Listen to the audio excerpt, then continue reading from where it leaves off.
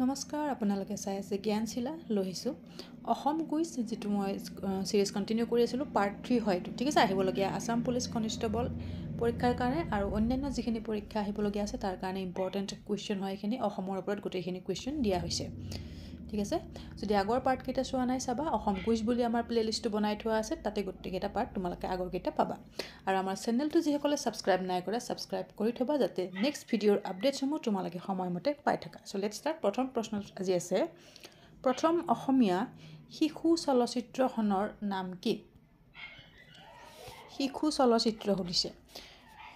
তো ইয়াতে আছে অবুজ বেদনা, ল'ৰা বন্ধু, ল'ৰালি নে উমোলা ঘৰটো। প্ৰথম অসমীয়া শিশু চলচ্চিত্ৰ হৈছে অবুজ বেদনা, ঠিক আছে। ল'ৰা বন্ধু কি হয়? প্ৰথম অসমীয়া শিশু মেগাজিন হয়, চাইল্ড মেগাজিন। নেক্সট কুৱেশ্যন, অভিনেতা বিজু ফুকনৰ প্ৰথম ছবিখনৰ নাম কি আছিলে?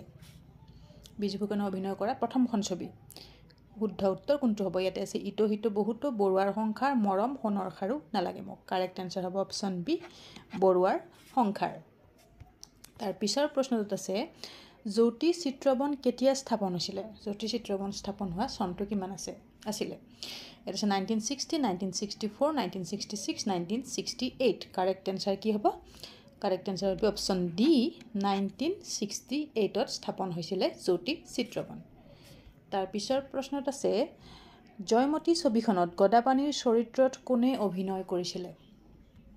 তো তোমালোকে জানা যে জয়মতী আমাৰ প্ৰথমখন অসমীয়া বোলছবি হয়, জ্যোতিপ্ৰসাদ আগৰৱালাদেৱৰ দ্বাৰা পৰিচালিত, যিখন মুক্তি লাভ কৰিছিল 1935 চনত।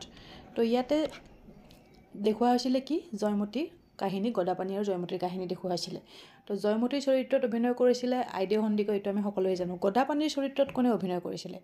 গদাপাণিৰ চৰিত্ৰত অভিনয় কৰা ব্যক্তিগৰাকী আছিলে ফুনু বৰুৱা, ঠিক আছে। নেক্সট, জ্ঞানপীঠ বঁটা পোৱা দ্বিতীয় অসমীয়াগৰাকী কোন হয়?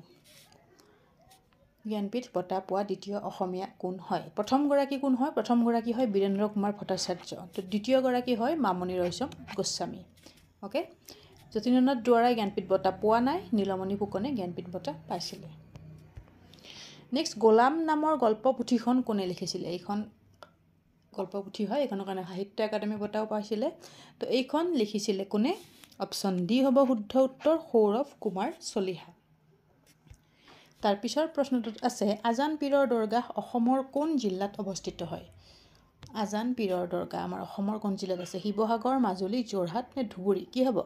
শুদ্ধ উত্তৰ হ'ব অপশ্যন এ, শিৱসাগৰত আছে আজান পীৰৰ দৰগাহ, ঠিক আছে। নেক্সট, অসমৰ স্কটলেণ্ড বুলি কোনখন জিলাক জনা যায়? স্কটলেণ্ড অফ আছাম কোনখনক কোৱা হয়? হাফলং, ডিমা হাছাও, কামৰূপ নে যোৰহাট? তো অসমৰ স্কটলেণ্ড বুলি কোৱা হয় হাফলঙক, অ'কে। নেক্সট, জাতিংগা কোন জিলাত অৱস্থিত? জাতিংগা ঠাইখন কোনখন জিলাত আছে? কাৰ্বি আংলং, নগাঁও, ডিমা হাছাও নে গোলাঘাট? শুদ্ধ উত্তৰ হ'ব কি? অপশ্যন চি, ডিমা হাছাওত অৱস্থিত হয় জাতিংগা, ঠিক আছে। নেক্সট, বড়ো সাহিত্য সভাৰ প্ৰতিষ্ঠা কেতিয়া হৈছিলে? আমাৰ অসম সাহিত্য সভাটো সকলোৱে জানা, বাট বড়ো সাহিত্য সভানো কেতিয়া প্ৰতিষ্ঠা হৈছিলে এইটোও জানিবলগীয়া কথা, যিহেতু অসমৰ হয় টপিক এটা। তো বড়ো সাহিত্য সভাৰ প্ৰতিষ্ঠা চনটো আছিলে 1952, অ'কে। তো এইখিনি আজিৰ কাৰণে অসম কুইজৰ ওপৰত কুৱেশ্যন এনচাৰ। বৰ বেছি কুৱেশ্যন ৰখা নাই, মই ভিডিঅ' বেছি দীঘলীয়া কৰা নাই এইকেইদিনত। তো তোমালোকে কেনেকুৱা পালা কমেণ্ট কৰিবা, আৰু কিমানটা শুদ্ধ কৰিব পাৰিছা কমেণ্ট ছেকশ্যনত কমেণ্ট কৰিবলৈ নাপাহৰিবা। আৰু যদিহে চেনেলটো ছাবস্ক্ৰাইব নাই কৰা, ছাবস্ক্ৰাইব কৰি থবা, যাতে নেক্সট ভিডিঅ'ৰ আপডেটসমূহ তোমালোকে সময়মতে পাই থাকা। আৰু আমাৰ হোৱাটছএপ গ্ৰুপৰ লিংক ডিছক্ৰিপশ্যন বক্সত দিয়া আছে, যদি গ্ৰুপত জইন হ'ব বিচাৰা লিংকত গৈ পেলাই গ্ৰুপত জইন হ'ব পাৰিবা। চ' thank U so' much, till then keep learning, keep sharing, see you চুন।